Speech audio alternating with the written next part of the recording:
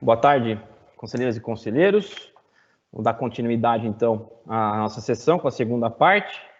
Já na ordem do dia, eu vou chamar aqui o próximo processo indicado na pauta, vencidas aí os processos de inscrições dos núcleos. O primeiro processo é o processo CSDP 372, interessada é a primeira Subdefensoria Pública Geral, e o assunto é o plano de atuação da Defensoria Pública do Estado para o exercício de 2020 e 2021. O relator é o conselheiro Gustavo Rodrigues Minatel, que tem a palavra. Boa tarde, conselheiras, boa tarde, conselheiros. Eu farei a leitura do voto, é um voto relativamente extenso. Eu só queria pautar uma introdução aqui, como ele foi redigido. Então, ele tem basicamente 7 partes. A primeira delas é um breve resumo de como a primeira Subdefensoria Pública Geral organizou a proposta, né, o pedido a proposta em si. A segunda parte faz um breve histórico, traz um breve histórico e uma avaliação do ciclo de conferência, do último ciclo. A terceira parte traz algumas observações gerais quanto à importância do tema. A quarta parte diz respeito às propostas do ciclo, e aí eu faço alguns apontamentos com relação às atividades que foram realizadas. Também faço algumas correções, tinha um ou outro erro material. Vocês vão perceber que, com relação às propostas, eu busquei fazer pouquíssimas alterações para preservar o que, de fato, foi pactuado pela sociedade civil. Posso dizer que tem mais acréscimos do que alterações. Depois, eu trabalho um pouquinho a respeito do eixo especial, que foi tratado pela primeira Subdefensoria Pública, em conjunto com a ouvidoria, com os núcleos, o eixo especial em relação à pandemia, que é uma novidade com relação a esse plano de atuação, né? O plano, para não ficar desatualizado, ele tinha que comportar esse tipo de abordagem, que é a questão do momento e que a instituição vai ter que enfrentar nos próximos anos. Depois eu falo um pouco a respeito do monitoramento e fecho com a conclusão. Já antecipando, para não ficar para não demorar demais a leitura do voto, com relação à conclusão, na verdade, é um fechamento daquilo que foi trabalhado no decorrer do voto. Então, acho que, para não ficar repetitivo, se os colegas não se oporem, eu não faço a leitura da conclusão, porque a conclusão vai repisar tudo aquilo que já foi falado ao longo do voto. Senão eu vou ficar aí mais uns 10, 15 minutos para fazer a leitura da conclusão, que é mera reprodução do que foi falado no teor da fundamentação. Então, vou começar a fazer a leitura. Processo CSDP 372/2020, a interessada é a primeira Subdefensoria Pública Geral do Estado. O assunto é o plano de atuação da Defensoria Pública para o exercício 2020-2021. Excelentíssimo senhor presidente, excelentíssimos senhores conselheiros e conselheiras. Trata-se de processo relativo à análise pelo Conselho Superior do plano de atuação da Defensoria Pública para os anos 2020 e 2021, nos termos do disposto no inciso 19 do artigo 31 da Lei Complementar Estadual 988/06, a partir das propostas aprovadas na 7ª Conferência Estadual, realizada no 2º semestre do ano de 2019. A interessada, a primeira Subdefensoria Pública Geral, narra que a proposta de plano anual sintetiza a continuidade de esforço conjunto aos núcleos especializados da Defensoria Pública, visando a definição de ações concretas e monitoráveis, com aptidão à garantia de maior efetividade e à participação da sociedade civil. Ainda segundo a proposta, consta que o trabalho realizado pela administração superior e os núcleos especializados para a elaboração do plano de atuação buscou relacionar as propostas do ciclo de conferências às atribuições desenvolvidas pelos órgãos da Defensoria Pública, reafirmando a responsabilidade compartilhada entre as equipes que compõem a instituição. A par das propostas do ciclo de conferências, atenta ao cenário atual, de forma excepcional, a interessada apresentou em acréscimo ações especificamente voltadas à proteção de direitos dos grupos mais vulneráveis em decorrência da crise sanitária e econômica provocada pela pandemia do novo coronavírus. Especificamente no que concerne às propostas acima, levou-se em consideração as demandas recebidas pelos núcleos especializados e pelos canais de atendimento da Defensoria Pública, bem como sugestões do relatório do Comitê de Monitoramento da Covid-19 da Ouvidoria Geral da Defensoria Pública de abril de 2020. Ressalto que os autos vieram com carga para a terceira Subdefensoria Pública em 1º de junho de 2020. Entendi ser o caso de trazê-lo para apreciação do Conselho Superior na presente data, a fim de propiciar sua aprovação e efetivo monitoramento ao longo dos próximos meses, evitando-se a desatualização das propostas e frustração dos resultados almejados.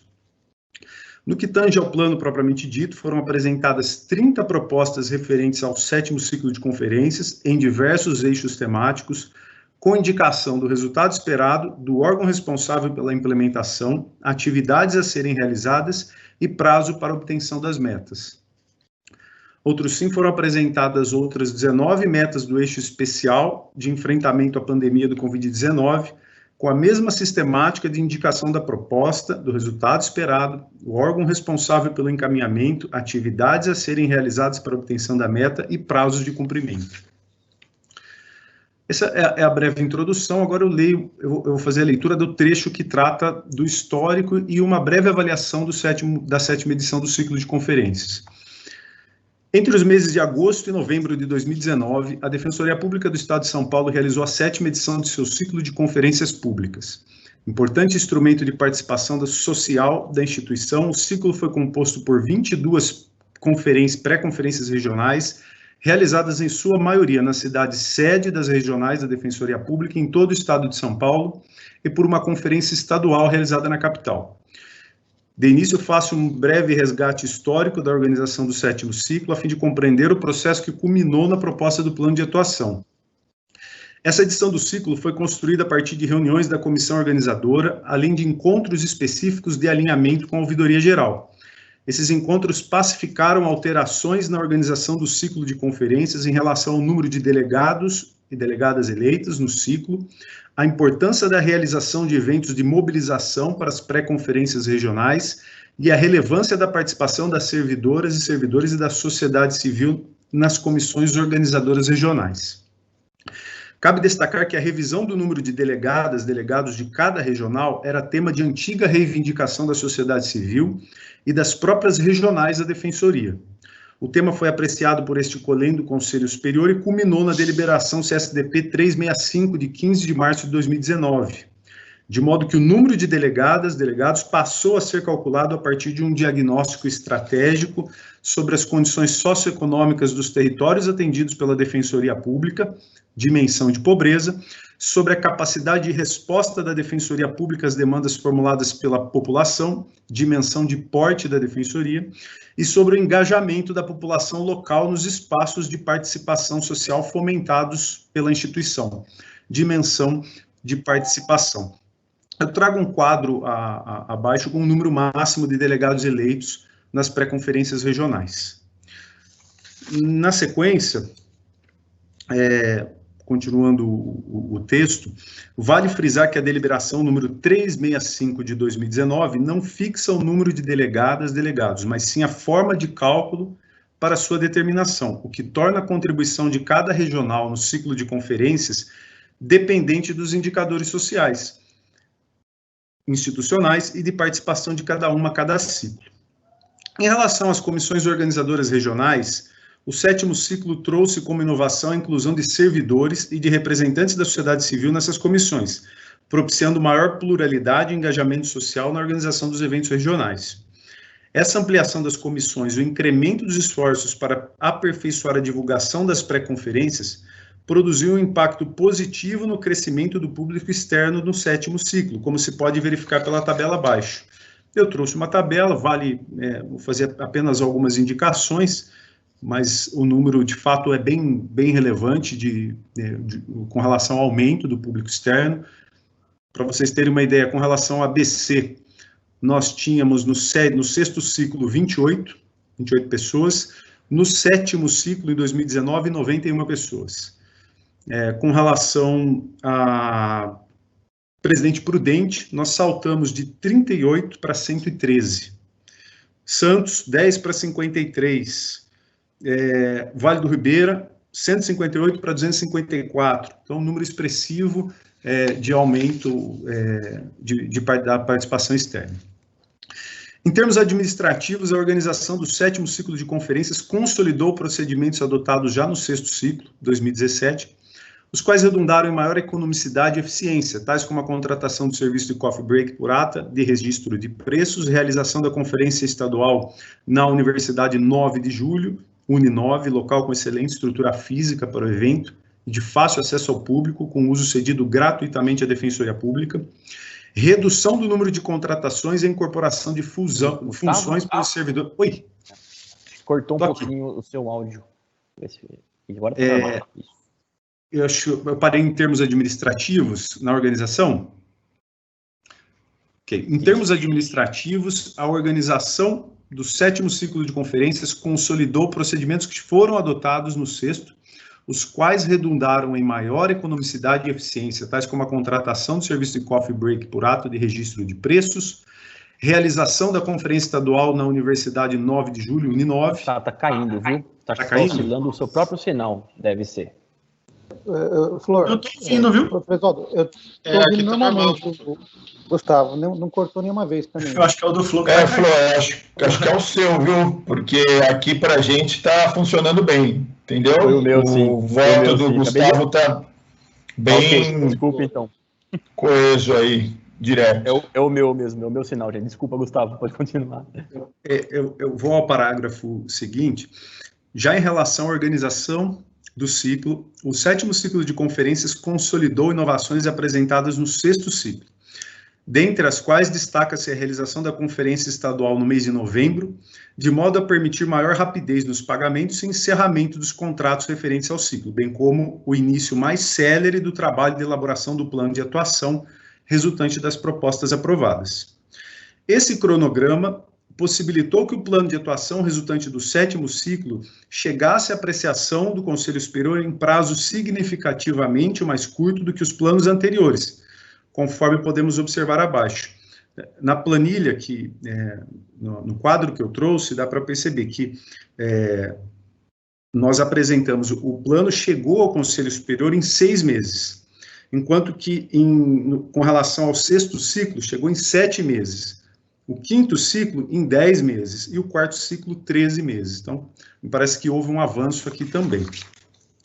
Essa celeridade permite que a discussão e aprovação do plano pelo Conselho Superior anteceda a elaboração e discussão da proposta orçamentária da instituição e, assim, seja considerada no momento de análise por este colegiado. Embora o cenário econômico e financeiro decorrente da pandemia seja desfavorável para novos avanços e implementações nesse momento, certamente a inovação é positiva e merece continuidade. Agora eu entro em um aspecto que diz respeito a algumas observações gerais de importância relativos ao plano. A meu ver, o plano apresentado contempla a expectativa da sociedade civil relativamente às ações da Defensoria Pública nos próximos anos, de forma que boa parte das propostas, resultados, atividades, prazos são acolhidas pela relatoria. Abaixo farei algumas observações que entendo relevantes à carreira, pertinentes ao objeto do presente voto. Na sequência, farei sugestões para alteração, retificação de propostas específicas, abrangendo as propostas do 7º ciclo e do eixo especial. A primeira observação diz respeito à importância de se considerar a substância do plano anual aprovado, quando da apresentação de um plano de trabalho pelos defensores e defensoras que se dispuserem a ser coordenadores dos núcleos especializados, cuja escolha se avizinha. Isso porque a atuação dos núcleos especializados não pode se dissociar em absoluto dos anseios da sociedade civil expressa em ciclos de conferência. O mesmo raciocínio se aplica à atuação bienal dos próprios núcleos especializados. Outro ponto de destaque, que acredito servir como verdadeira exortação à carreira, diz respeito à necessidade dos integrantes da instituição se apoderarem do plano de atuação, fazendo dele verdadeiro guia de consciência, cientes de que lá se encontram as verdadeiras razões de existência da Defensoria Pública. Ainda na linha das observações gerais, exulto a importância que o plano de atuação deve ter ao Conselho Superior nos próximos meses, quando se debruçar a respeito do processo de fixação de atribuições, as quais devem, por óbvio, observar a essência das propostas provenientes do ciclo de conferência. Por fim, apesar do contexto de escassez de recursos financeiros, entendo que a elaboração da proposta orçamentária anual da Defensoria Pública do Estado deva levar em consideração as diretrizes estabelecidas no plano anual de aprovação, que será aprovado, observados os limites definidos na Lei de Diretrizes Orçamentárias, nos termos do artigo 19, inciso 10 da Lei Complementar 98806. No que tange à proposta, tal como me manifestei no início, entendo que o plano contempla boa parte do que se espera da Defensoria, de forma que a relatoria encampa a grande maioria das propostas, com exceção de alguns tópicos que trarei abaixo. Então, agora eu entro propriamente nas propostas do 7º ciclo de conferências.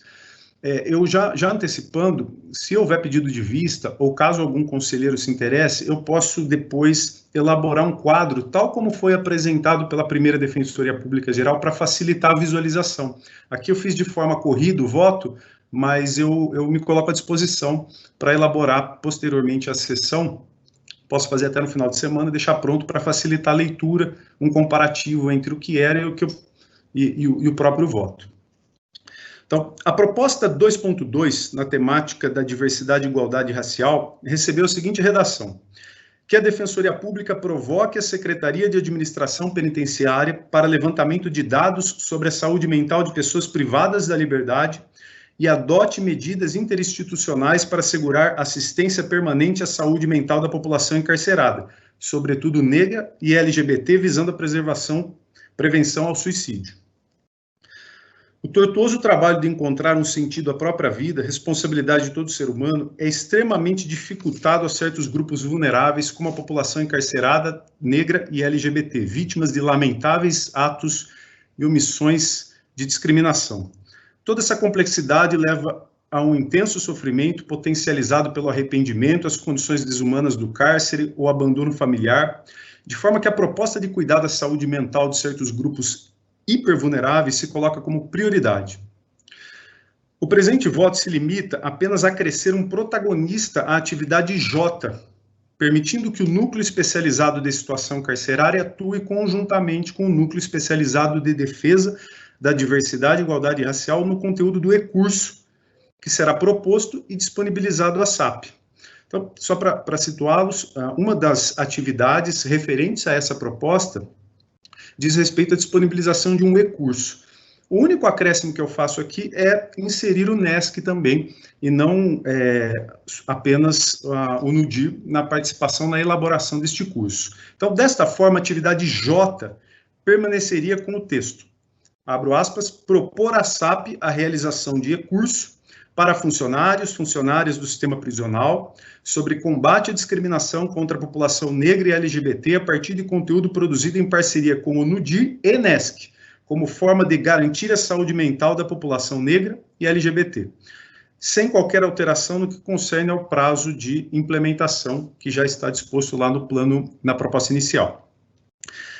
A proposta 2.3, relativa à diversidade e igualdade racial, descreve, abro aspas, atuar para criar unidades escolares nos territórios tradicionais, impedir o fechamento de escolas já presentes nestes locais, bem como garantir com qualidade e estrutura adequada a efetivação plena da educação diferenciada para povos e comunidades tradicionais, independentemente da quantidade de alunos, alunas, evitando a formação de classes multisseriadas e a política de nucleação de escolas de campo, fecho aspas. A meu ver, a criação de unidades escolares em territórios tradicionais e manutenção da qualidade e estrutura adequada nas já existentes pressupõe a apropriação de conceitos pelos docentes e gestores escolares, tais como a valorização da oralidade, a territorialidade, a ancestralidade negra e quilombola, a participação dos membros na comunidade na construção da escola. Para tanto, entendo que o Núcleo Especializado de Defesa da Diversidade e Igualdade Racial pode colaborar efetivamente para a construção destes conceitos, motivo pelo qual voto para a inclusão de uma atividade F, com o seguinte teor. Então, é uma atividade nova dentro dessa proposta. Abro aspas com relação ao texto da atividade F. Propor às secretarias de educação competentes a realização de recurso para gestores e docentes que propicia a infusão de conceitos fundamentais para a manutenção de uma política educacional diferenciada para os povos e comunidades tradicionais. Fecho aspas. Esse seria a atividade F, que eu proponho a inclusão.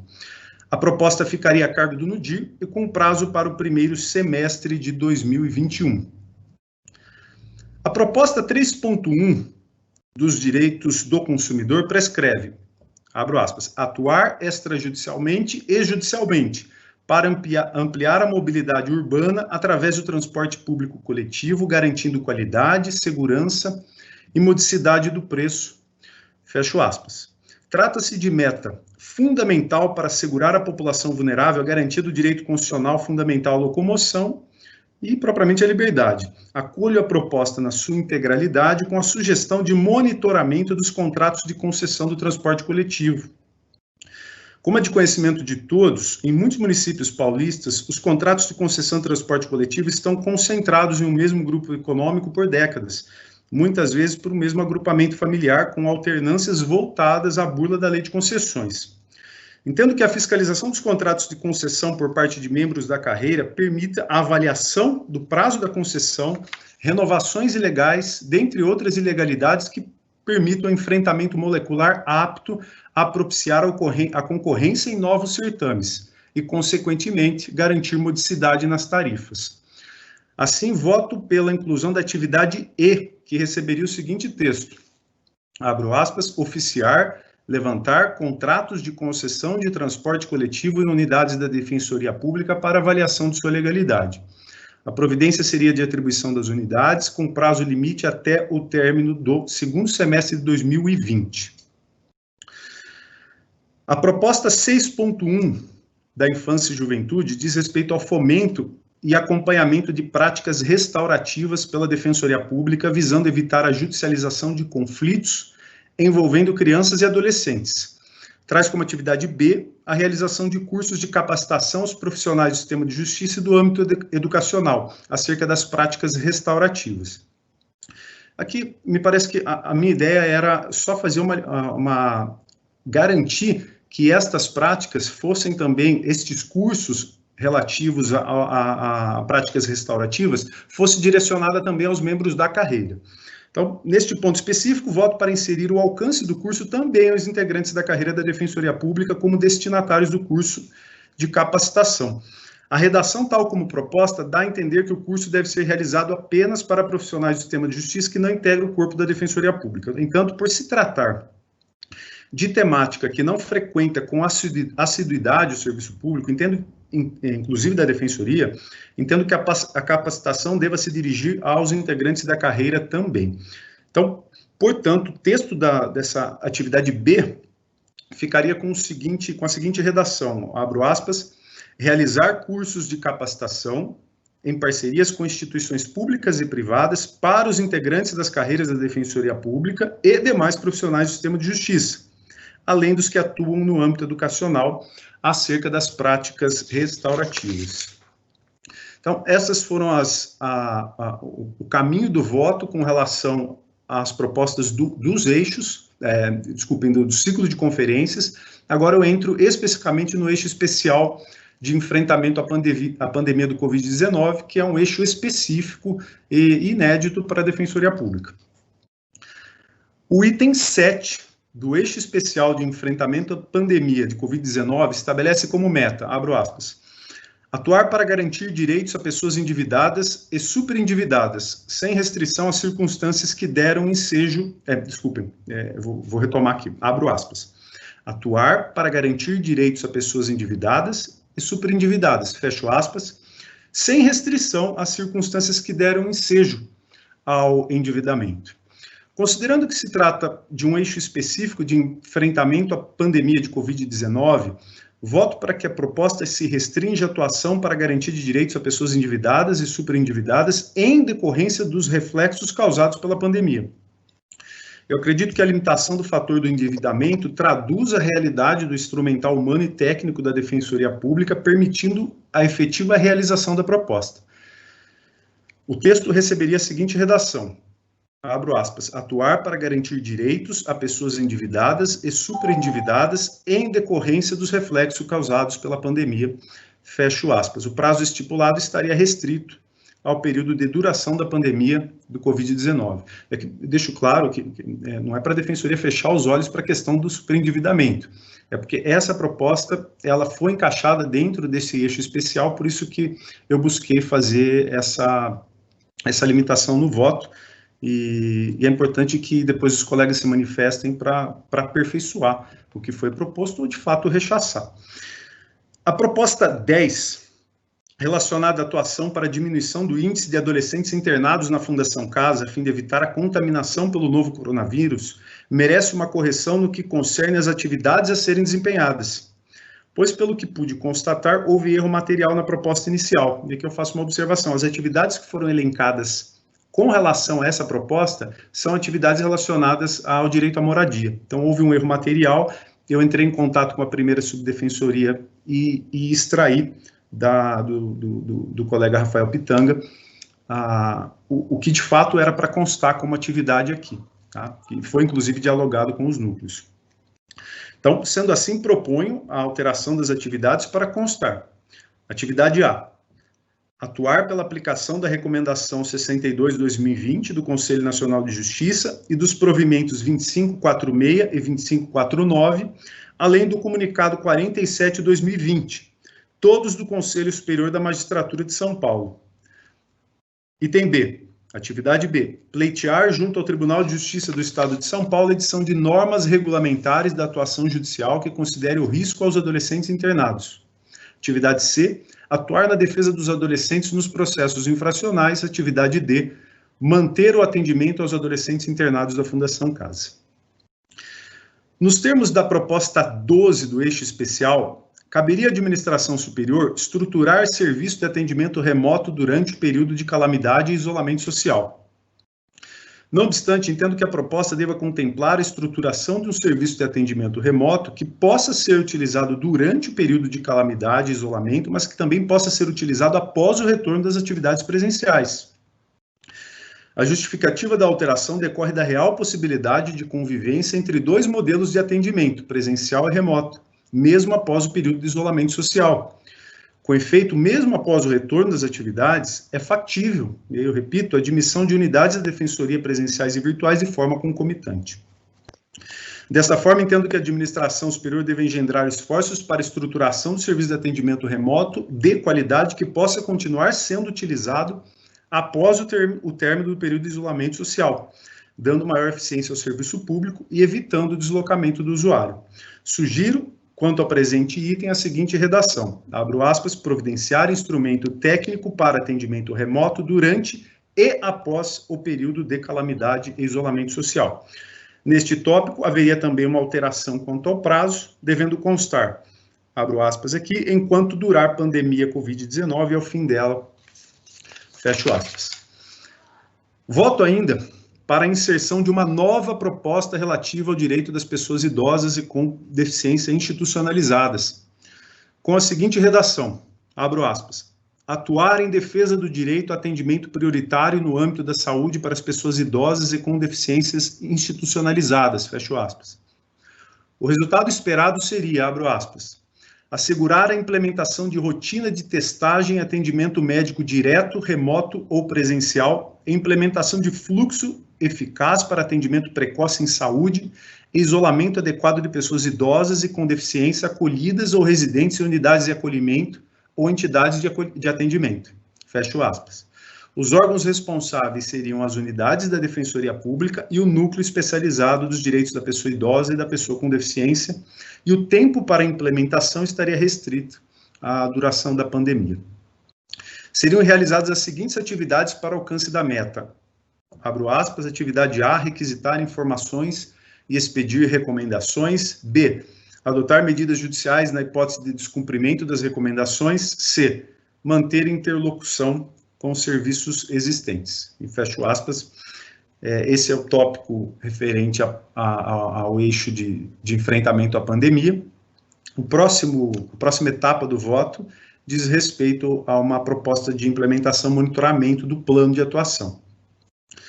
Da análise da proposta inicial apresentada pela primeira Subdefensoria Pública Geral, observa esforço para a elaboração do plano voltado à realização de ações concretas e monitoráveis com sensibilidade à inclusão de um eixo específico para o enfrentamento da pandemia causada pelo novo coronavírus.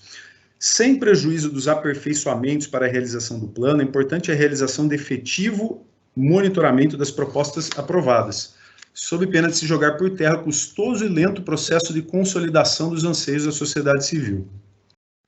Neste ponto, é importante destacar que as reuniões de monitoramento realizadas semestralmente já contam com cadernos de monitoramento disponibilizados no portal da Defensoria, enviados diretamente aos delegados e delegadas, resultando em um material permanente de consulta do acúmulo das ações para a implementação das propostas aprovadas e que compõem o plano de atuação da Defensoria Pública de São Paulo. No entanto, dada a impossibilidade de realização dessas reuniões presenciais em razão da Covid-19, voto pela transmissão de informações sobre o andamento das propostas por intermédio da elaboração de vídeos curtos e com linguagem acessível, facilmente compartilhável com e entre os delegados e demais membros da sociedade civil. Considerando que as diversas atividades possuem interface com a educação em direitos e difusão de informações de interesse da rede de serviços e das usuárias e usuários da instituição, sugiro que a Escola da Defensoria Pública promova a elaboração dos vídeos para monitoramento.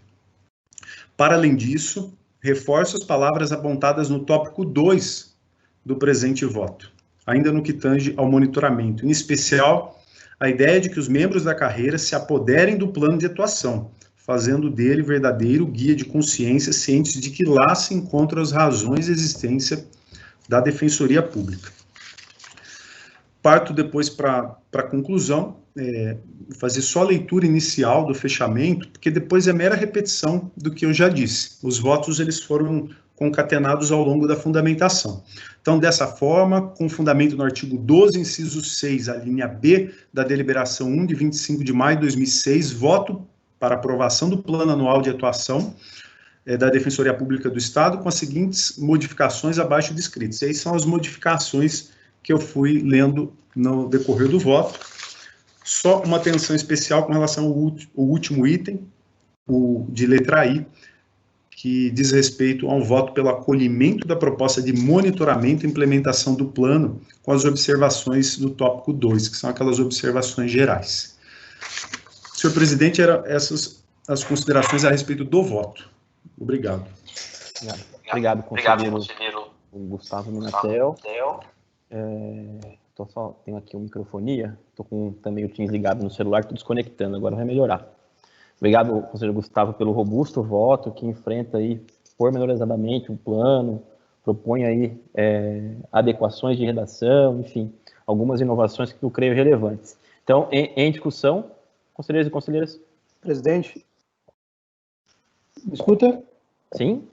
Com a palavra, conselheiro William. Bom, eu vou pedir vista do processo, mas eu queria deixar registrado aqui os parabéns aí ao Gustavo, tanto pela robustez do voto, mas também pela celeridade em trazer o voto. Acho que, como ele registrou na manifestação e no voto dele, talvez esse seja o plano mais célere, né, em comparação a todos os demais. Então, queria parabenizar também ao Gustavo, porque o voto dele não é restritivo, todas as alterações que ele propõe é sempre ampliativa, então isso é um caminho interessante. Já houve uma discussão o quanto poderia ser mexido no plano de ação, considerando que essa proposta é uma pactuação com a sociedade civil, e acho que esse caminho proposto pelo Gustavo parece ser interessante, né, a conduzir uma resposta que seria, pode mexer desde que seja para ampliar, né, e foi o que eu vi no voto do Gustavo.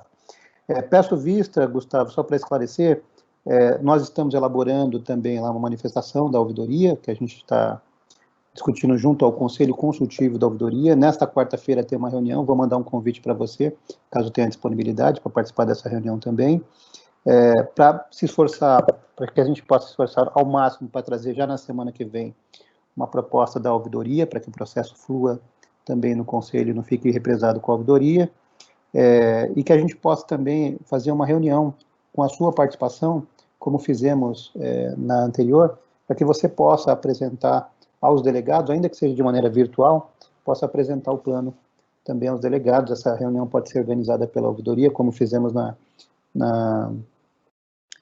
no plano passado. Então, parabéns, peço vista do processo para esses motivos e me esforçar ao máximo para trazer na semana que vem a manifestação da ouvidoria junto com o seu conselho consultivo. Obrigado, presidente. Obrigado, Gustavo. Obrigado, conselheiro William. Então, vista concedida ao conselheiro William. Próximo processo, conselheiros, é o 103/2020. Interessado é o colega Tadeu José Migoto Filho, e o assunto é um pedido de afastamento para participação no curso de mestrado no período de 5 de março a 30 de julho de 2020, e o relator é o conselheiro Luiz Felipe Azevedo Fagundes, que está com a palavra.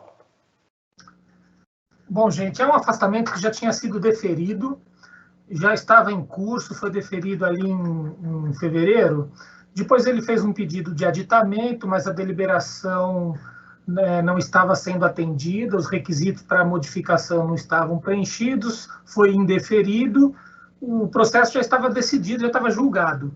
Depois veio para mim com processo suspenso, eu consultei o colega e confirmei que ele utilizou-se de 2 dias de afastamento apenas, que foram nos dias 5 de março e... Não, desculpe. Peraí que eu estou lendo o voto aqui na hora também. Dia 5 e dia 12 de março ele utilizou o afastamento. Depois ele não utilizou mais porque veio a quarentena e as aulas foram suspensas. Eu entendi que veio para a relatoria apenas para ratificar os afastamentos que haviam sido feitos, porque na consulta que fiz, ele realmente não utilizou e confirmou que não utilizou os afastamentos, os demais dias de afastamento. Eu estou, então, votando apenas para ratificar os afastamentos que foram gozados e fazendo uma única ressalva, que é de que se ele tiver um novo pedido de afastamento pelo mesmo curso, o requerimento deverá ser formulado num expediente próprio, não poderá ser feito nesse, porque exauriu aqui a análise do conselho, porque já teve deferimento e indeferimento. Estou votando desta forma. Se quiserem que leia o voto. Fique à vontade, conselheiro, quer ler o voto? Acho que foi bem resumido, pessoal. Os conselheiros acho que entenderam. Qualquer dificuldade, a gente retorna.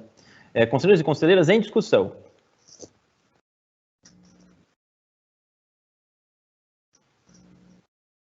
Deixa eu checar o chat aqui pelo celular.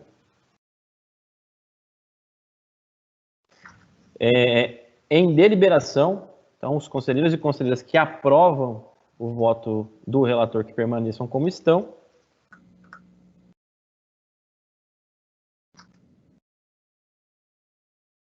Então, aprovado o relatório, o voto do conselheiro Luiz Felipe. Próximo processo indicado na pauta, conselheiros, é o processo CSDP 561/2017. O interessado é o colega Júlio César Tanoni, e o assunto é a proposta de alteração da deliberação CSDP número 337 de 2017, que institui o serviço voluntário no âmbito da Defensoria Pública do Estado de São Paulo, e o relator é o conselheiro Samuel Friedman, que tem a palavra. Bom, boa tarde a todas, a todos. Na realidade, eu estou pautando esse procedimento, ele tem um voto meu, ele tem um voto da corregedoria e ele tem um voto da conselheira Carolina, e ele estava em vista quando a gente deliberou sobre a sucessão, a redistribuição de processos, então ele voltou para mim. Então eu estou, na verdade, colocando ele em pauta novamente só para que possa ser pedida a vista que tinha anteriormente. A vista estava comigo, presidente, então estou pedindo vista do processo. Obrigado, viu, Samuel? Imagina. Perfeito, então, conselheiros e conselheiras, vista concedida ao conselheiro William. Tá. E, conselheiros e conselheiras, o próximo processo indicado na pauta, e também pelas indicações aqui, parece ser o último, é o processo CSDP 374 de 2020, que tem como interessados os colegas Tiago Monteiro Pereira e Rodrigo Gruppe Carlos Acosta. O assunto é uma remoção por permuta entre os titulares da 3ª Defensoria Pública e da 13ª Defensoria Pública, ambas da unidade de Osasco. O relator é o conselheiro Samuel Friedman, que tem a palavra. Excelentíssimas senhoras conselheiras, excelentíssimos senhores conselheiros, trata-se de pedido de remoção por permuta, formulado pelo Dr. Tiago Monteiro Pereira, classificado na 3ª Defensoria Pública da Unidade Osasco, e o Dr. Rodrigo Grupp Carlos da Costa, classificado na 13ª Defensoria Pública também da Unidade Osasco. A Secretaria do Conselho Superior certificou que não houve manifestações de terceiros interessados na permuta em tela em vista do edital publicado. Dessa forma, preenchidos os requisitos legais da deliberação 189 de 2010, voto pela aprovação da remoção por permuta, passando o Dr. Tiago Monteiro Pereira a ocupar a 13ª Defensoria Pública da Unidade Osasco e o Dr. Rodrigo Grupp Carlos da Costa a ocupar a 3ª Defensoria Pública da mesma unidade, remetendo-se os autos à Defensoria Pública Geral para as providências administrativas relativas à alteração das classificações. Perfeito. Em discussão, conselheiros? Primeiro, eu queria me declarar impedido porque eu sou interessado, né? Então, tem que declarar impedido. Sim. Não, Samuel. Desculpa, não entendi. Sem impugnação? Sem impugnação. Em discussão, conselheiros? Então, em deliberação, conselheiros e conselheiras que concordam com o voto do relator pelo deferimento da permuta, registrado o impedimento do conselheiro Rodrigo, que permaneçam como estão. Então, aprovados, conselheiros, a permuta e registrado o impedimento do conselheiro Rodrigo Grupp, por ser interessado. Conselheiros e conselheiras, creio que vencemos a pauta indicada no dia de hoje, mas alguém tem algum processo? Então, não havendo mais ninguém com processos pautados, nem alguém querendo se manifestar, então nós vamos declarar por encerrada a nossa sessão, tá? Desejo a todos aí e todas um excelente final de semana aí e até o nosso próximo encontro, gente. Até mais. Até mais, gente. Boa tarde. Está encerrada a sessão. Tchau. Até a próxima.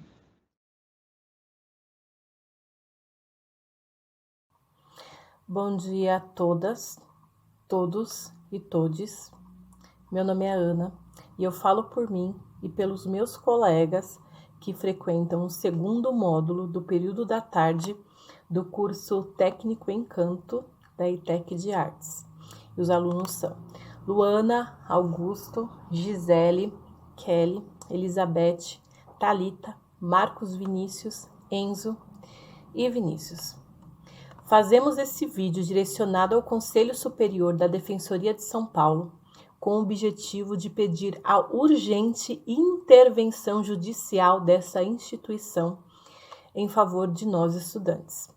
Nós não estamos tendo nossos direitos de estudantes atendidos nas aulas em formato EAD, educação à distância, pelo fato de não abranger a experiência e o suporte que aulas presenciais do curso técnico de canto nos promove. Entendemos que a atual situação de pandemia nos impede de estudar da forma que escolhemos. No entanto, temos o direito, de uma vez que não nos sentimos alcançados em nossas necessidades acadêmicas através do formato EAD, pedir ao Centro Paula Souza que nos dê o direito de escolher não fazer esse formato que não nos contempla, sem sofrer o prejuízo de perder nossa vaga, pois nós, os que trancamos, só temos o direito à vaga garantida e de forma automática para o próximo semestre ou ano. Fora disso, temos que aguardar a disponibilidade dessas vagas. Nós, os que não trancamos, mantemos a esperança de que esse ato de pedirmos intervenção jurídica nos contemple enquanto tentamos estudar no formato proposto por receio de não conseguirmos voltar ou de perder a vaga. Por isso, queremos solicitar um mandado de segurança para garantir a vaga de quem trancou devido não conseguir estudar dessa forma e também para quem ainda não trancou, mas que querem esse direito de fazer o curso de forma presencial após a pandemia, pois não sabemos quanto tempo isso ainda vai durar. Além do prejuízo que esse formato nos causou e nos causa, alguns estudantes não conseguem acessar as aulas devido não terem suporte, como acesso à internet e nem computador para conseguir baixar os aplicativos e efetuar as tarefas que os professores exigem. Estes serão repetidos pela escola para assim garantir que possam novamente fazer o semestre. Porém, essa não é a melhor saída, visto que não é certeza que iniciaremos o próximo semestre de forma presencial, o que leva à situação inicial de falta de acesso e impossibilidade de participar das aulas. Também enfrentamos o estresse com acúmulos de atividades que não nos proporcionam aprendizado e sim, só servem para o cumprimento de calendário e protocolos, como dar menção e presenças nas aulas.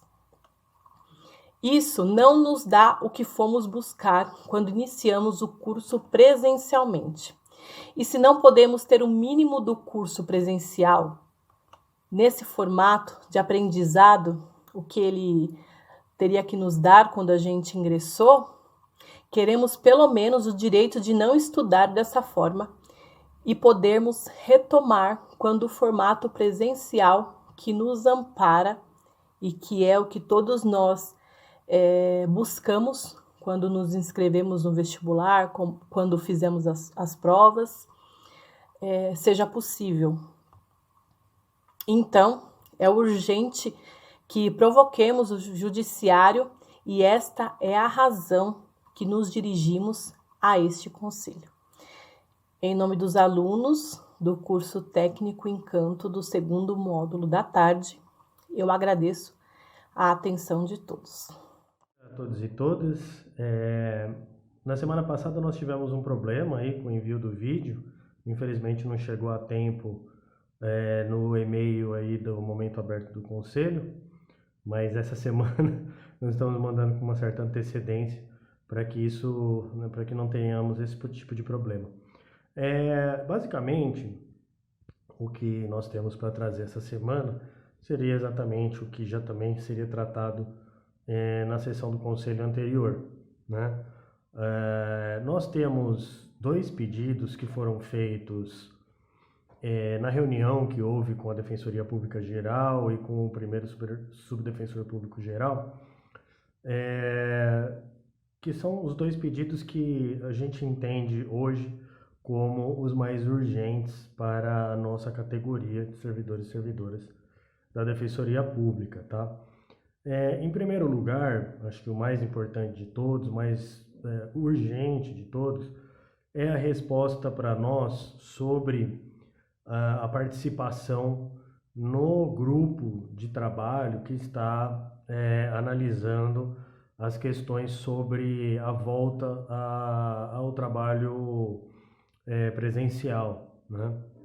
Como nós trouxemos na reunião para o Defensor Público Geral, para o primeiro sub,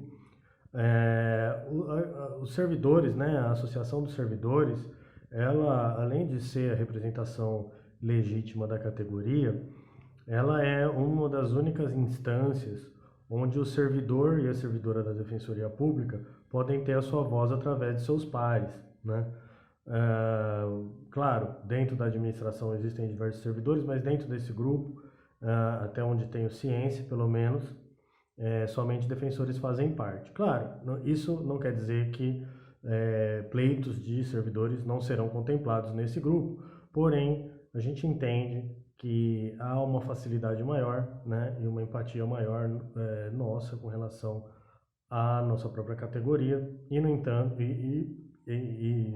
consequentemente a gente poderia agregar bastante nessa construção, tá? Também, né, não só trazendo os pedidos dos servidores para a administração e para esse grupo de trabalho, mas também fazendo com que, trazendo informações, né, para o próprio grupo, para que a gente minimize os riscos de cometermos erros durante essa volta, né, que provavelmente que vai ocorrer, mas nós não sabemos ainda quando, né? Então nós pedimos novamente, né, nós já fizemos essa solicitação por e-mail, por ofício e também pessoalmente na reunião. Ainda não tivemos uma resposta concreta sobre o deferimento da nossa participação ou não. Então nós pedimos para que seja deferido esse pedido, né? e o ingresso de um representante da Associação dos Servidores e Servidoras da Defensoria Pública do Estado de São Paulo no grupo de trabalho que está tratando dessa questão que é muito cara aos servidores e servidoras. Tá? Em segundo lugar, é importante a gente também ter em mente a discussão sobre a consideração da hora do almoço dentro da jornada de trabalho. Tá? Nós já protocolamos isso na Defensoria Pública Geral, já era discutido com a gestão anterior, já foi enviado também para o novo Defensor Público Geral o nosso pedido, que foi enviado ao anterior, e esse ficou de conversar com os membros da administração anterior sobre essa questão. Eu acho, nós achamos importante que isso seja discutido de forma plena na Defensoria Pública, para que a gente possa traçar realmente objetivos, fazer com que essa inserção da hora de almoço na hora de trabalho, né, essa consideração dessa hora, ela seja feita de forma planejada dentro da Defensoria Pública, para que os trabalhos não sejam prejudicados e para que o servidor e servidora da Defensoria Pública tenha atendido esse pleito e esse direito de igualdade com as outras categorias do Sistema de Justiça do Estado de São Paulo e também de outras defensorias dos estados. Obrigado.